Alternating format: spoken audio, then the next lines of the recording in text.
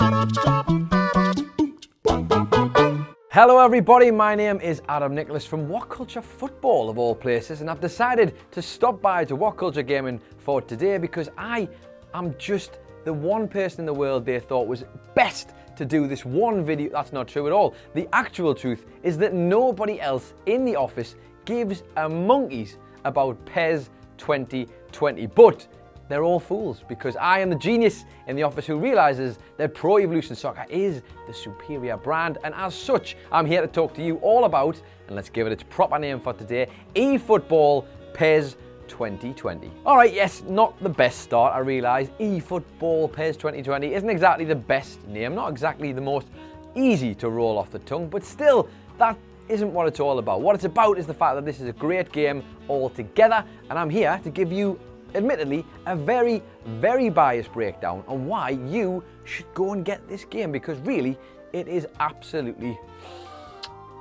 delicioso. And if you're a FIFA fan, why not stick around anyway? Because let me tell you, you might learn a thing or two about making a good football game. My name is Adam Nicholas, and these are 7 reasons why PES 2020 is awesome. Number 7, a fresh perspective. Now, the first thing you'll notice as you pick up your controller to play a brand new game of PES 2020 is that something has changed. From the second you kick off, you'll notice that the camera angle is completely different. That's because they've implemented a new camera angle in the game this year that they're calling the Stadium Camera Mode. Now, I guess the main idea here is that it's supposed to kind of emulate what you would watch on your TV when you're watching a live football match. You see, it kind of borrows heavily from the live broadcast element that we've seen all over whenever you're watching a football match, whether it's on Sky Sports, on ITV, whether it's the Champions League or the Premier League or any other league in the world. You've seen what the typical camera setup is for that. Well, I feel like this more closely replicates that in terms of when you're watching it, you could quite easily be forgiven for thinking that that was actually a game of football on TV. Number 6, the beautiful game gets even more beautiful. Now, sticking with that theme of authenticity and PES trying to bring the realism into the game of football, we should really talk about some of the changes that they've made to the game's physics. And the first change we should probably touch on within that is within the passing, the wide range of passing on PES 2020. Now, first of all, we know the typical pass where you use X to play the ball. Well, that has been greatly improved since the last game. They've incorporated actual physics and actual logic into passing, so when you kick a ball harder using the pass, it actually makes it elevate a bit off the floor, which is something I immediately noticed because it just felt a lot more like I was playing a pass in real life. Now, the other noticeable element that has changed in the passing department is the lofted through pass, which I have to say personally is my go-to weapon of choice when it comes to dismantling people in the best and most stylish way possible. In this game though, they've slightly tweaked it, which means you're going to have to learn it all over again and try to perfect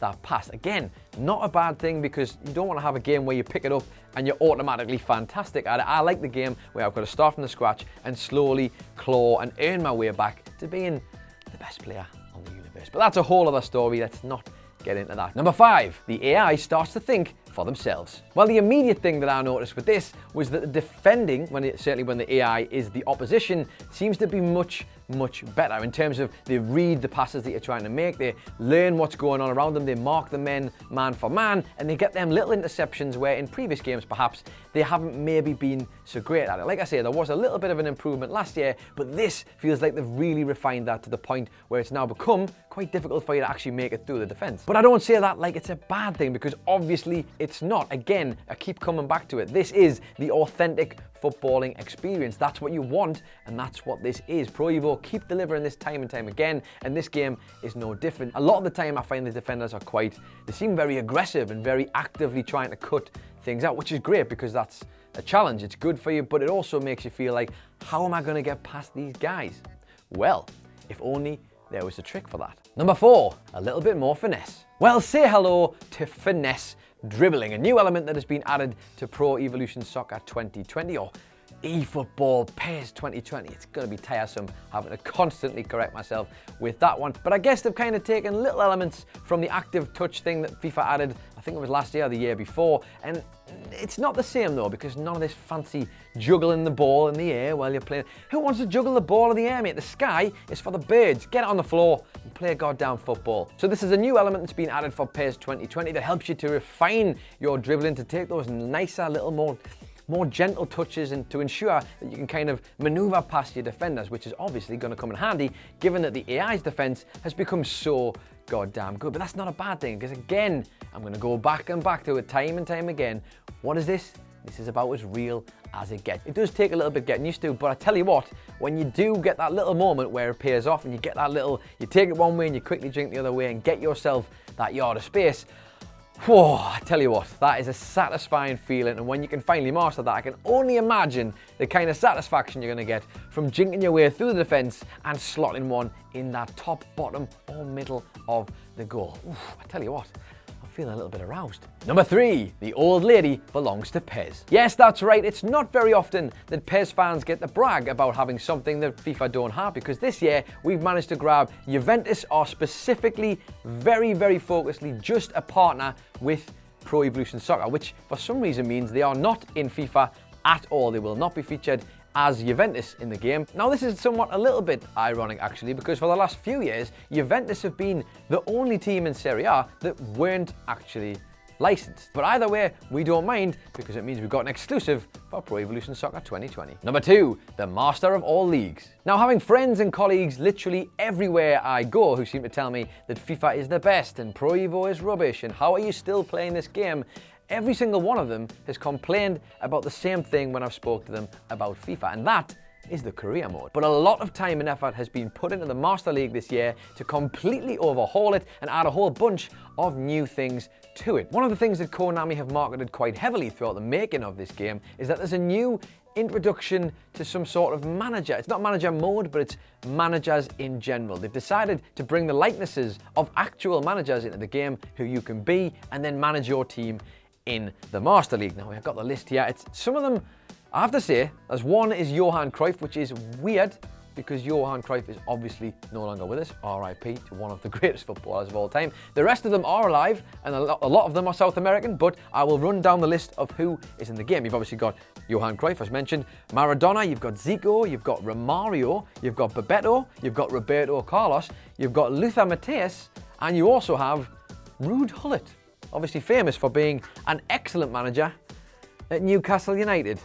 Along with that, you've also got 10 additional default managers where they've got a preset face, which Konami have created themselves. I don't think you can actually make your own manager this year, but to be honest, that actually suits me better because I always used to find it was really annoying having to make a brand new face every time I wanted to start the Master League again. Well, that's not going to be an issue this year because they've got it covered. On top of that, we've got a whole new host of cutscenes for during the in-game mode where you got the manager sort of meeting the players and the director of football when he first starts, which you'll notice he has a cup of coffee that is absolutely stuck to his, literally glued to his hand everywhere he goes. Nevertheless, these are pretty cool because in these cutscenes you get to sort of talk with your director of football, where you get to set your goals for the season, where if you're feeling ambitious, you can tell them you think you're going to win the league and a cup, or maybe you're just going to win the league, and it gives you a bit of an input into those sort of things. And the same thing happens when you do press conferences, where you can kind of tell the people, the good people of the media, what your football strategies are going to be, what your philosophies as a manager are going to be, and how you feel about certain matches. On top of that, the actual in-game interface of Master League has had a complete overhaul, and it looks absolutely amazing. The main feature that they've added for me is the budget settings feature, which was not part of the game last year, and frustratingly so. You'd find yourself getting about 5 seasons into Master League and you'd find that you had a ton of wage money, but you had no finance money to spend on players. Your budget for players and your budget for salary were completely lopsided. So then you can kind of distribute the money evenly and make sure you don't find yourself in a few seasons' time with a ton of money to spend on players, but you can't sign them because you've got no wage money. The other 2 features that have been added are a little messages feature where it just condenses all those annoying messages that you get off the executive directors or whatever into one place, and you can choose to go and read them if that's your thing, of course. And the other thing is that they've incorporated a follower count onto the page. I guess this kind of replaces when you used to have the affinity or the director confidence in you in previous games. It was like that little blue circle that was 100% or 0% if you're not very good at your job. I haven't played enough of it yet to figure out exactly how this works, but it does seem to go up the more good and positive things you do, like win matches or sign good players or what have you. I haven't had any negative impact on it yet, so maybe that's a thing that's also there.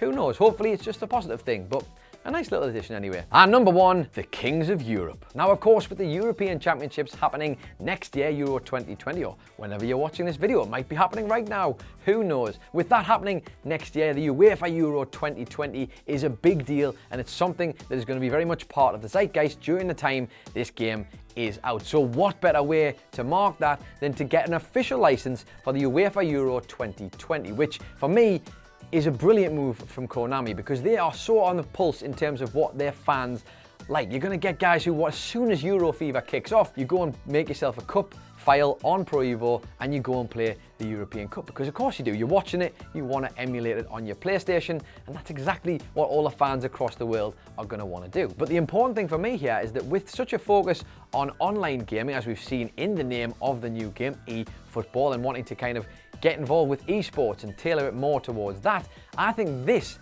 could prove to be an absolute perfect masterstroke, because think about all of the competitions that they're going to have next year, where people are going to want to play the UEFA Euro 2020, and they're going to all come together to play it online or at these conventions or at festivals with their friends, and they're going to play it using Pro Evolution 2020. Sorry, eFootball PES 2020. I'm going to get used to that one day, I promise. So there you have it, 8 superbly compelling reasons as to why PES 2020, oh, god damn it, I keep doing it, eFootball PES 2020 is awesome. It absolutely is. And listen, I know what you're thinking. You're thinking, oh my god, I'm a FIFA fan. I've been converted. I'm going to go and play that. Don't worry, mate. I understand. You've had your eyes opened and now you understand. It's fine. It's no problem. You've seen the light. You're welcome. Let me know your thoughts in the comments down below. Don't forget to like and share. Hit the old subscribe button if you haven't already. You can follow WhatCulture Football on Twitter at WhatCultureFC. You can follow WhatCulture Gaming on Twitter at WCulture Gaming. I've been Adam Nicholas, and I will see you next year, probably.